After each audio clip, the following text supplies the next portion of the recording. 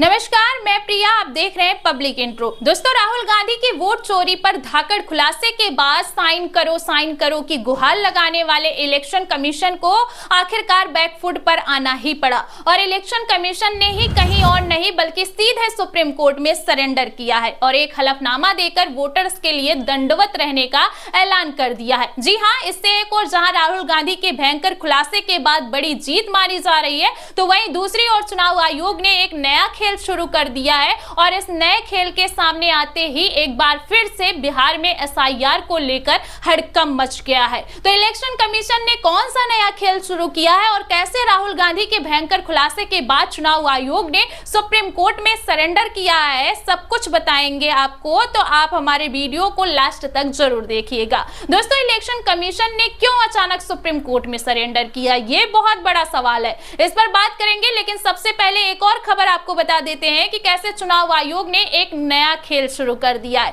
खबर देखिए, खबर से साफ तौर पर इसमें जो लिखा है आप समझ जाएंगे कि चुनाव आयोग ने बिहार के ड्राफ्ट वोटर लिस्ट का नया फॉर्मेट किया अपलोड। जाने क्या हुआ बदलाव। तो खबर की हेडलाइन से ही साफ है कि बिहार में ड्राफ्ट वोटर लिस्ट का एक नया फॉर्मेट आया है। अभी एक वोटर लिस्ट का जो पहला ड्राफ्ट आया था वो वेबसाइट पर टेक्स्ट बेस्ड था, लेकिन अचानक इसको बदल दिया गया है और अब वोटर लिस्ट के फॉर्मेट को फोटो बेस्ड कर दिया गया है। चुनाव आयोग ने शनिवार को बिहार में डिजिटल ड्राफ्ट मतदाता सूचियों की जगह अपनी आधिकारिक वेबसाइटों पर मतदाता सूचियों की स्कैन की हुई तस्वीरें जारी कर दी। यानी कि 1 अगस्त को ये file text based PDF format में उपलब्ध थी, लेकिन यह अब जो है इमेज बेस्ड पीडीएफ में बदल गई है, यानी कि पूरी फाइल स्कैन की हुई इमेज के रूप में है। इस बदलाव के चलते मतदाता सूची में किसी नाम या अन्य जानकारी कोई कीवर्ड के सहारे खोजना अब लगभग असंभव सा लग रहा है, असंभव हो ही गया है।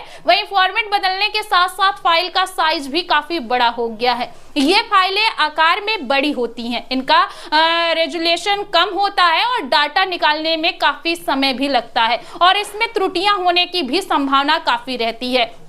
और इस सवाल को राहुल गांधी ने अपनी प्रेस कॉन्फ्रेंस में भी उठाया था। राहुल गांधी ने क्या कुछ कहा था, पहले आप इसे बहुत ध्यान से सुनिएगा।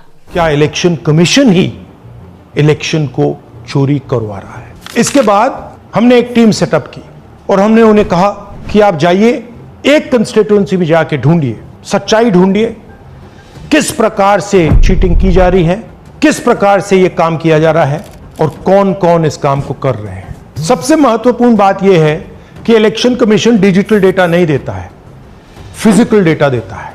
मतलब लाखों कागज में वोटर लिस्ट दे देगा, मगर डिजिटल वोटर लिस्ट किसी को कभी नहीं देता है। क्यों नहीं देता?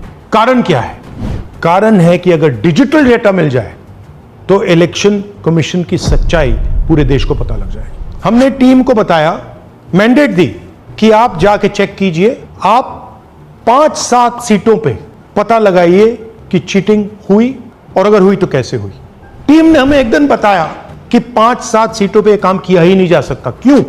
मैंने उनसे पूछा क्यों नहीं किया जा सकता। उन्होंने मुझे ये कागज दिखाए। ये जो कागज हैं, ये एक लोकसभा के कागज नहीं है, ये एक विधानसभा के कागज है और इन कागजों को हमने मैन्युअली सॉर्ट करना पड़ा और पूरा का पूरा काम जो हुआ है इसमें 6 महीने लगे हैं और एक असेंबली सीट में हम ये काम कर पाए हैं। क्यों? क्योंकि डिजिटल डेटा नहीं दिया जाता। अगर इलेक्शन कमीशन ने हमें डिजिटल डेटा दिया होता तो हम ये कार्रवाई पूरे देश में, हर लोकसभा में, हर विधानसभा में 15 मिनट में करके दिखा देते। तो सुना आपने कि चुनाव आयोग डिजिटल डाटा नहीं देता क्योंकि उससे उसकी चोरी पकड़े जाने का डर है और अब यही डर बिहार चुनाव में चुनाव आयोग को दिखाई दे रहा है। अभी तक बिहार में चुनाव आयोग ने जो वोटर लिस्ट का पहला ड्राफ्ट आउट किया था उसमें डिजिटल डाटा था जिसको हर आदमी चेक करने के बाद सवाल उठा रहा था, लेकिन अब चुनाव आयोग ने टेक्स्ट बेस्ड डाटा को फोटो बेस्ड डाटा में कन्वर्ट कर दिया है। अब एक एक पेज डाउनलोड करो और फिर ढूंढो, नाम ढूंढो और दावा किया जा रहा है कि यह प्रक्रिया बहुत कठिन हो गई है। हालांकि चुनाव आयोग जहां एक और खेल कर रहा है तो दूसरी ओर सुप्रीम कोर्ट में खुद को सरेंडर करने की स्थिति में भी ले आया है। दरअसल कुछ दिन पहले एडीआर ने सुप्रीम कोर्ट में एक याचिका दाखिल की थी और सुप्रीम कोर्ट से मांग की थी कि जो 56 लाख वोटर कटे हैं उनका डाटा चाहिए कि उनके नाम क्यों और कैसे काटे गए, इसकी जानकारी चुनाव आयोग को देनी चाहिए। मतलब 65 लाख लोगों के नाम चुनाव आयोग से कटने की वजह से जो है अब एडीआर भी इस खबर को छापने पर मजबूर है। आखिर ये सवाल भी उठ रहा है कि 65 लाख लोगों के नाम चुनाव आयोग से कटने की वजह क्या है?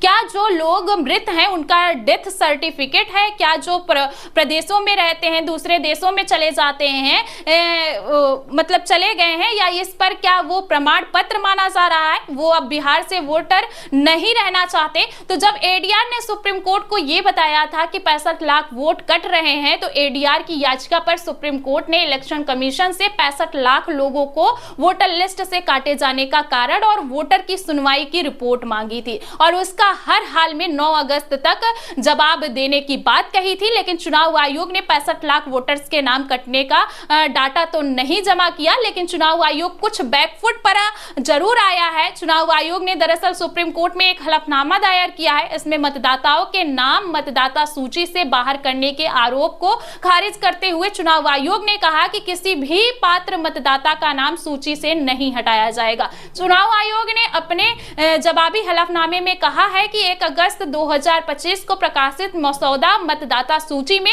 किसी भी मतदाता का नाम हटाने की प्रक्रिया नियमों के तहत की जाएगी। साथ ही मतदाता को नाम हटाने के प्रस्ताव और उसके कारण के बारे में सबसे पहले बताया जाएगा। हर मतदाता को सुनवाई का उचित मौका, प्रासंगिक दस्तावेज देने का अवसर और तर्कसंगत आदेश दिया जाएगा। खबर देखिए अमर उजाला की है। इसमें साफ तौर पर लिखा हुआ है कि बिहार एसआईआर पर सुप्रीम कोर्ट में चुनाव आयोग का हलफनामा, किसी भी पात्र मतदाता का नाम सूची से नहीं हटेगा। तो हेडलाइन से साफ है कि चुनाव आयोग ने सुप्रीम कोर्ट को भरोसा दिलाया है कि वोटर लिस्ट से किसी का भी नाम बिना सूचना और बिना कारण के नहीं कटेगा। साथ ही चुनाव आयोग ने यह भी कहा है कि वो हर वोटर को शामिल करने के लिए पूरी कोशिश कर रहा है। साथ ही अपील के लिए 2 स्तर की व्यवस्था भी बनाई गई है, यानी कि अगर किसी वोटर का नाम वोटर लिस्ट से गलत तरीके से हटा दिया जाता है तो उसके पास अपील करने का भी मौका होगा। ऐसे में साफ है कि अब तक जो 65 लाख वोटों के कटने का दावा चुनाव आयोग कर रहा था, ये तो उसका कागज और सुनवाई का वीडियो या फिर डॉक्यूमेंट्स सुप्रीम कोर्ट में जमा करेगा या फिर 65 लाख वोटर के कटने के दावे में कमी आएगी। अब देखना यह है कि चुनाव आयोग क्या करता है। लेकिन एक बात तो पूरी तरह से साफ हो चुकी है कि जिस तरह से राहुल गांधी ने चुनाव आयोग के खिलाफ वोट चोरी का बड़ा खुलासा किया है,